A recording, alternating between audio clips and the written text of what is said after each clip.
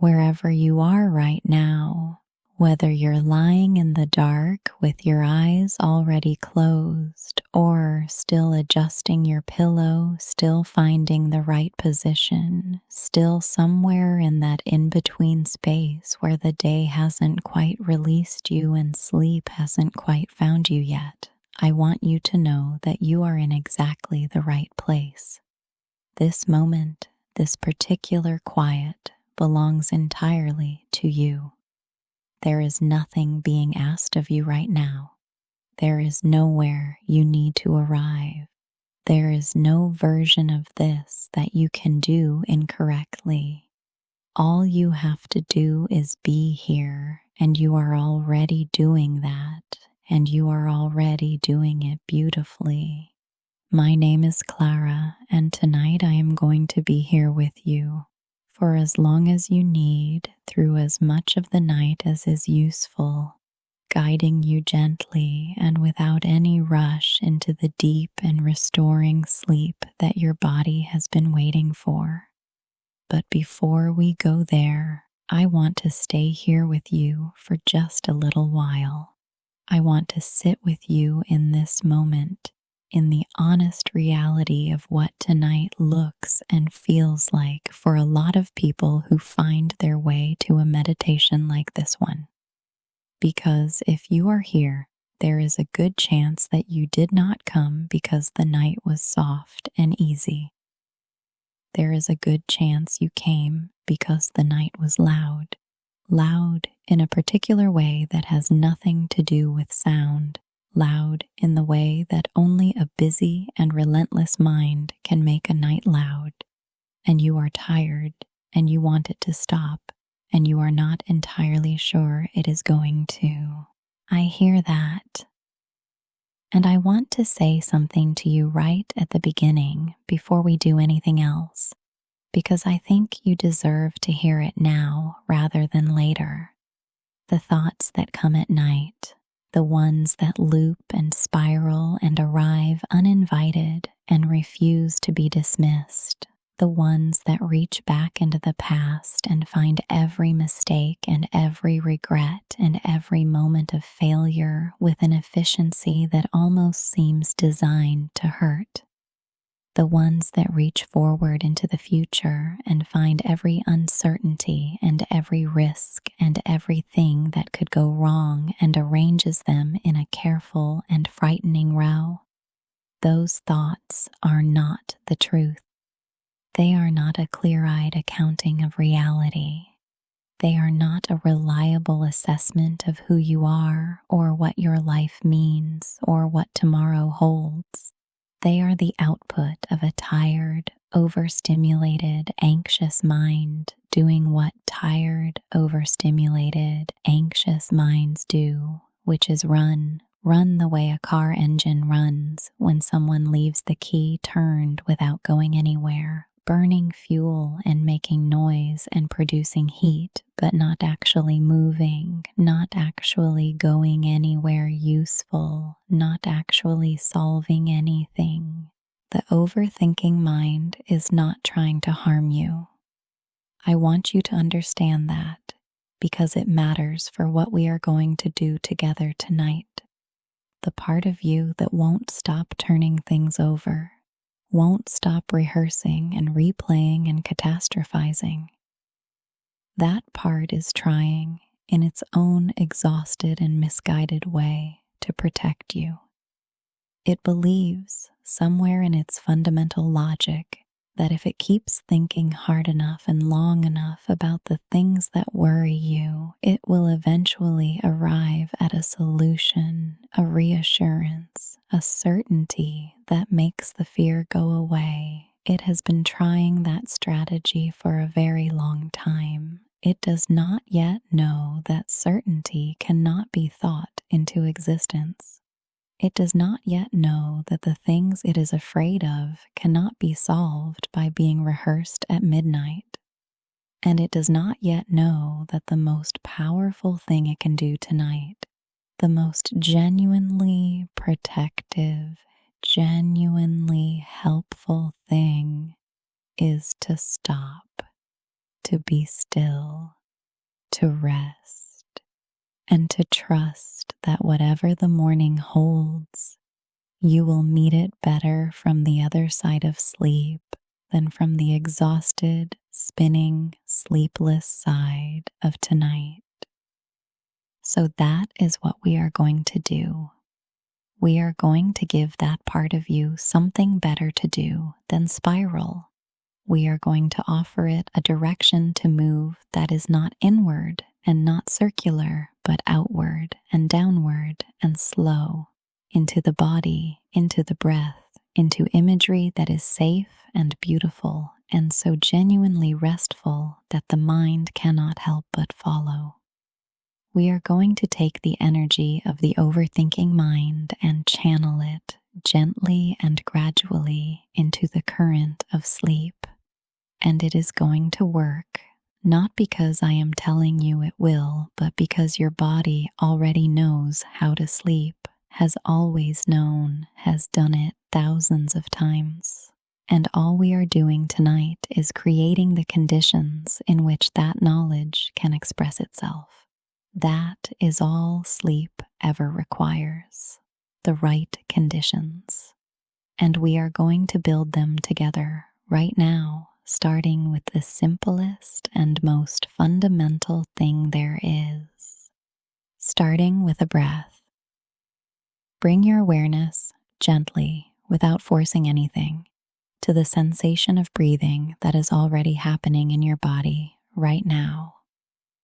Notice the air coming in. Notice the quiet, reliable way your chest or your belly rises to receive it. And notice the way the breath leaves, the slow, unhurried release, the body doing what it has always known how to do, without any instruction from you at all. Your breath has been with you every moment of your life. It has moved through every difficulty, every fear, every sleepless night, every hard day. It is here with you now, steady and faithful, and it is the first thing we are going to use to begin to turn down the volume on everything else. When you feel ready, take a breath that is just a little slower and a little fuller than the last one. Not dramatic, not forced, just gently intentional. Let the air come in through your nose, filling from the bottom of your lungs upward, and when you have taken in all you comfortably can, pause for one still moment at the top of the breath, and then release it, long and slow and completely, through your mouth. Let the out-breath carry something with it when it goes. Let it carry the first edge of the tension, and breathe in again slowly, filling the space that the release has opened, and out again longer still. There, you have already begun. Something has already shifted. Let your breathing settle now into its own natural rhythm, and let's continue. Let's bring your attention now to your body, not to analyze it or fix it or evaluate how tense or how tired it is, but simply to visit it section by section and offer each part of it the same simple invitation. You can let go now. You can release whatever you have been holding.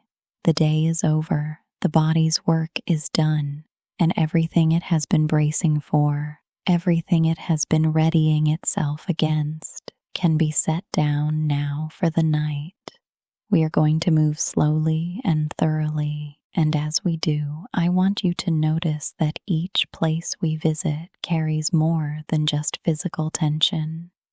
Each place carries something of the day, something of the worry, something of the thoughts that have been running, and as the body releases, the mind will follow. They are not separate. The softening of one is the softening of the other. Begin at the very top of your head, the crown of your skull, the skin of your scalp. There is tension there that most people never notice because it has been constant for so long it has become invisible. the subtle tightening of the scalp that accompanies every moment of concentration, every furrowed brow, every strained effort of a mind working harder than it should have to. Just notice it. Don't judge it. Simply let your awareness rest there, gently and without demand, and with your next out-breath, soften it. Let the scalp spread and loosen. Let the muscles beneath the skin release. Let the very crown of you begin to rest. And let that softness move forward across your forehead now. That wide, usually tight, rarely released expanse of forehead that holds the evidence of the whole day in its lines and its tension. Let it smooth out completely, the skin becoming still and flat and soft, the space between the brows widening, the furrow there dissolving. If you have been furrowing your brows in the dark tonight, thinking, worrying, turning things over and over, let them release now. Let the forehead be as smooth as still water. The muscles around your eyes now and the eyes themselves. Let your eyelids rest with their full, natural weight, not pressed shut, but resting gently and completely the way eyes rest when the body is genuinely, deeply asleep. Let the muscles around the eyes, above and below and to the sides, go entirely loose. These tiny muscles work constantly and rarely rest, and they carry the fatigue of the day's seeing, the day's reading, the day's scrolling in ways we almost never acknowledge. Let them rest completely now. Let your eyes settle back softly into their sockets, still and dark and no longer needing to track or search or focus on anything at all. There is nothing to see in the dark behind your closed lids except the gentle, shifting, meaningless patterns of light and shadow that the mind creates when it begins to relax its grip. Watch them if they come without attaching to any of them, without following any of them anywhere. They are just the mind beginning to loosen. They are just the first signs of the approach of sleep. Your jaw now, and your mouth, and your throat. The jaw is one of the places in the body that holds the most tension and receives the least deliberate release. And it is worth spending real time here because when the jaw releases, truly releases, something in the whole upper body responds. The jaw holds everything that was said today and everything that was held back, every moment of biting down through something difficult, every forced smile, every swallowed reaction, every careful modulation of tone in a conversation that cost you something. Let all of it go now. Let your back teeth part just slightly. Just enough that there is a small and welcome space between them, the jaw no longer clenched, no longer braced. Let your lips rest softly, together or just slightly apart, whichever feels most natural. Let your tongue float free in the middle of your mouth, not pressing on anything. And let your throat open and soften. The throat that tightens with grief and anger and the effort of controlled emotion. Let it be open and unguarded and completely at rest, the way the throat is when we are most ourselves, most at ease, most safe. Carry the softness down now into your neck, the back of the neck where the day's tension collects most reliably, where the weight of the head has been making its demands since you woke this morning.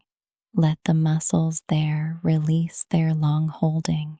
Feel the full weight of your head resting in the surface beneath it, completely supported, asking nothing more of your neck.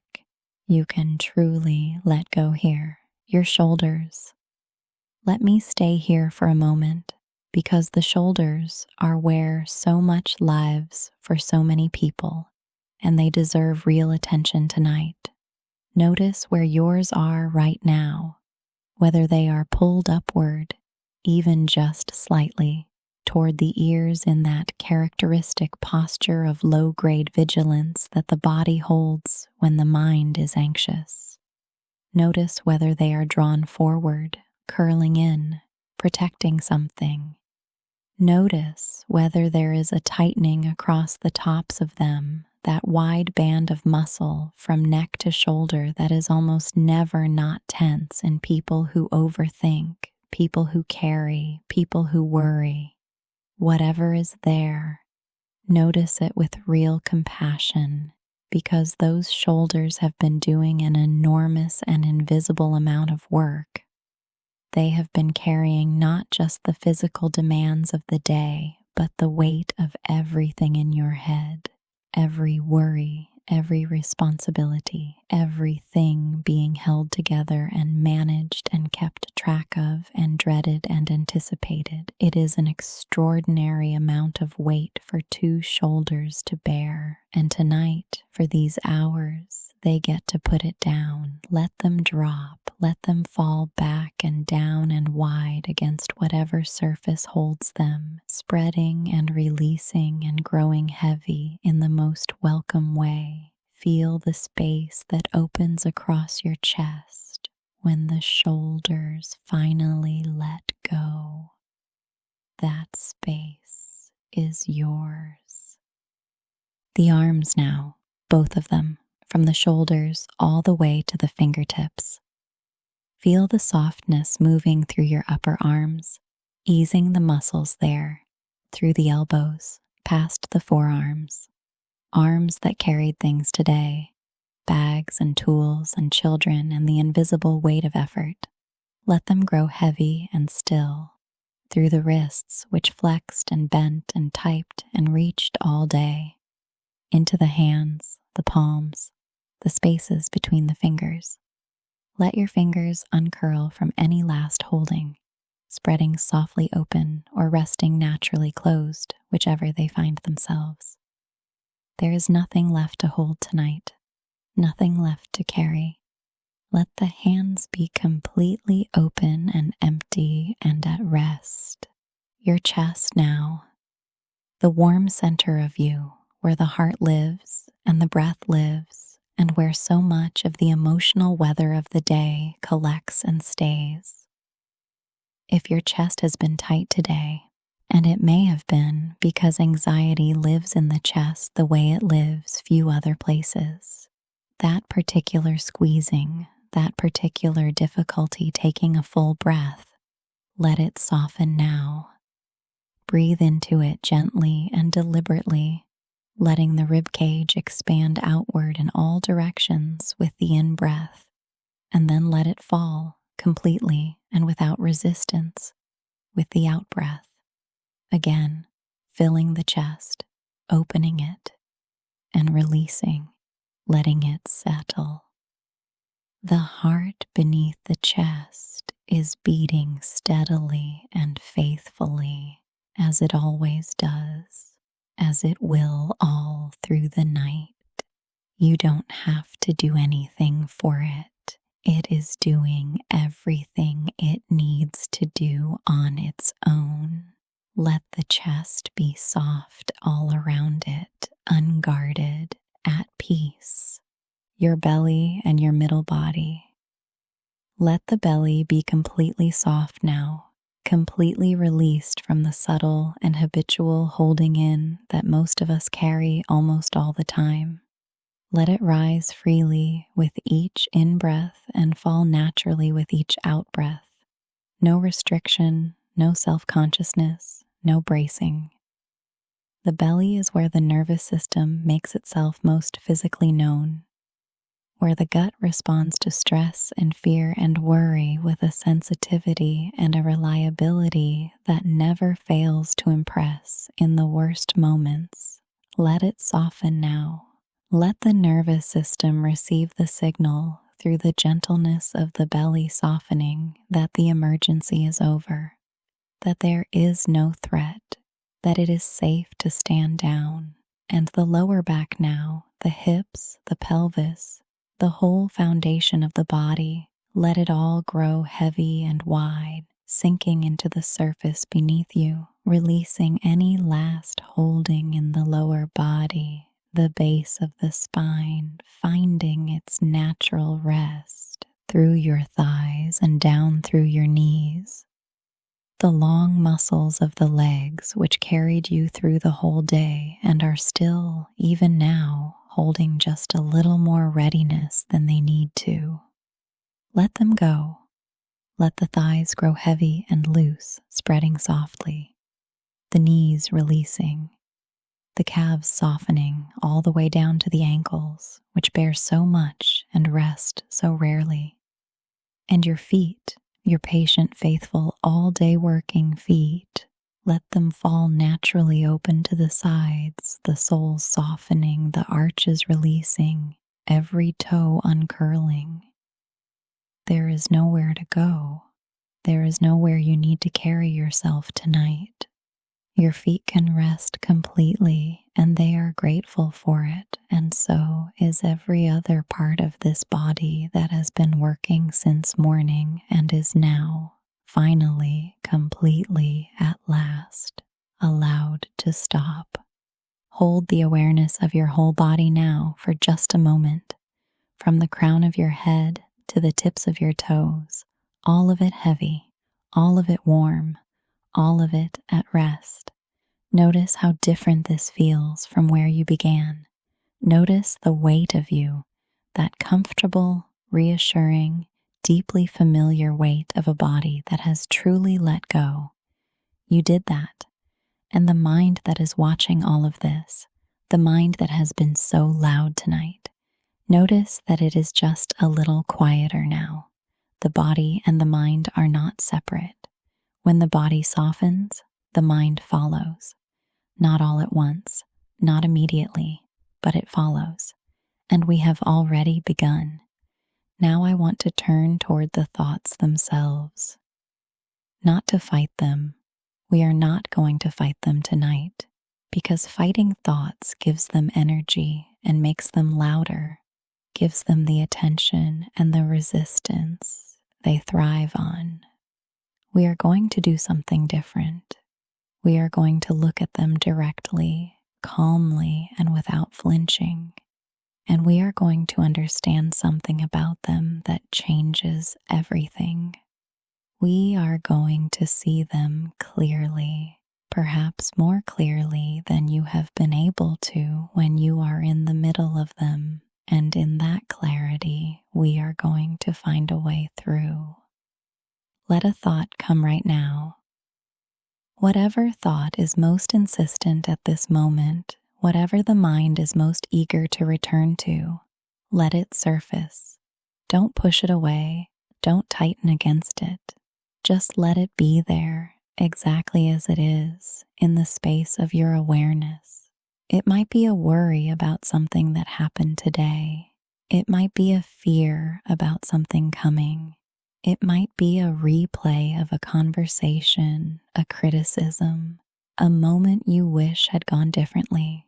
It might be something large and shapeless, an anxiety with no clear object, a dread that doesn't quite attach to any single thing. Whatever it is, let it be there for a moment and simply look at it. Now I want you to notice something. The thought is there, and you are here, noticing it. The thought is an object. You are the one observing it. The thought is a thing that is happening in your mind. You are the mind in which it is happening. That distance, that space between the thought and the observer of the thought is real. It is always there. And once you can feel it, even slightly, everything changes. You are not your thoughts. I want to say that very slowly and very clearly because it is one of the most important and most misunderstood things about the human mind. You are not your thoughts. The thought that says you are a failure is not a fact about you. It is a thought, a mental event, a pattern of electrochemical activity that arises and passes like a weather system. The thought that says something terrible is going to happen is not a prophecy. It is a thought arising from anxiety, shaped by fear, telling a story that feels true because it is told in your own voice, but is not, for that reason, actually true. The thought that returns again and again to the same regret, the same mistake, the same wound, that is not the truth about who you are. It is a thought that has learned a habit, worn a groove in the mind through repetition, and keeps falling back into that groove the way water finds the paths it has already carved. It can be redirected. It can learn new paths, but not tonight. Tonight, we are simply going to watch it calmly from that small but real distance and let it pass. Imagine for a moment that your mind is a vast and open sky. Not the troubled sky of a storm, not a sky crowded with clouds, but a sky at the deepest hour of night, enormous and dark and genuinely, impossibly vast, stretching in every direction, further than the eye can follow or the mind can contain. That sky is you. That sky is your awareness. It has always been there, underneath and behind, and larger than all the weather that passes through it. And the thoughts, these urgent, looping, frightening thoughts that have been so loud tonight, they are the weather. They are the clouds moving through the sky. They are real, and they are present, and they can obscure the sky for a while, can make you feel as though the sky itself is the storm. But the sky is never the storm. The sky is always larger. The sky is always there, behind and beneath and beyond whatever is passing through it. And you are the sky. You have always been the sky. Let the thoughts be clouds now, not clouds you have to do anything about, not clouds you have to track or analyze or figure out. Simply clouds, moving through the sky of your awareness at their own pace, in their own direction, neither required nor forbidden, simply passing. They don't need your help to move, they move on their own. Everything that arises passes. Everything that passes moves on. The sky remains. There is another way to think about this that might be useful. Imagine you are sitting at a window in a room that is warm and quiet and completely safe, and outside the window is a busy street. The thoughts are the traffic, the cars and the people and the motion and the noise of the street. And for a very long time, perhaps all evening, perhaps all day, you have not been sitting at the window watching the traffic. You have been standing in the middle of the street, in the middle of the traffic, being jostled and overwhelmed and trying desperately to manage the flow and direct the cars and figure out where each one is going and why. That is what overthinking feels like. That is the exhaustion of it. Not just the thoughts themselves, but the relentless, futile effort of being inside them, trying to control them, trying to resolve them, when the thing that would actually help is simply to come back inside, to come back into the warm, quiet room, to sit at the window and watch and know that the traffic can move on its own without your management, that it always has, that the street will still be there in the morning, and so will everything on it, and so will you, rested, clearer, far better equipped to navigate it after a night of genuine sleep than you would be after another night of standing in the middle of it, trying to manage everything alone. So tonight we are coming back inside. We are sitting down by the window. We are letting the traffic move on its own, and we are going to turn our attention away from the street and toward the room. This warm, still, quiet room that is always here, that is always waiting, that is always safe.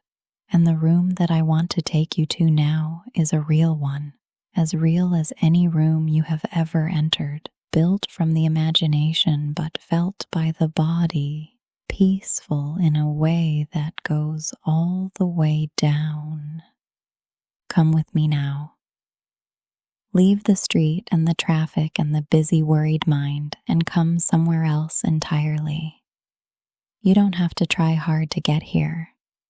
You simply have to follow my voice and allow what comes to come, in whatever form your imagination offers it, knowing that whatever your mind gives you is exactly right.